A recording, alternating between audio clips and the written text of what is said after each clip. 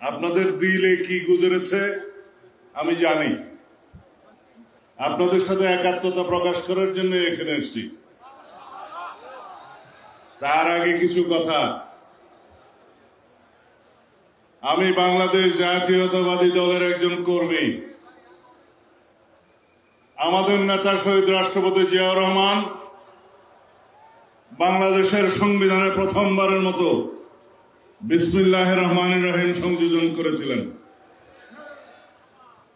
বহাল আছে, অনেকে এটা সরিয়ে দেওয়ার চেষ্টা করেছিল, পারে নাই। কিন্তু যেটা বহাল নাই, রাষ্ট্র পরিচালনার মূলনীতি হিসাবে আমরা যেটা সংযোজন করেছিলাম, শহীদ রাষ্ট্রপতি জিয়াউর রহমান মহান আল্লাহর উপর আস্থা এবং বিশ্বাস সংবিধানের প্রস্তাবনায় ছিল এবং রাষ্ট্র পরিচালনার মূলনীতিতে ছিল।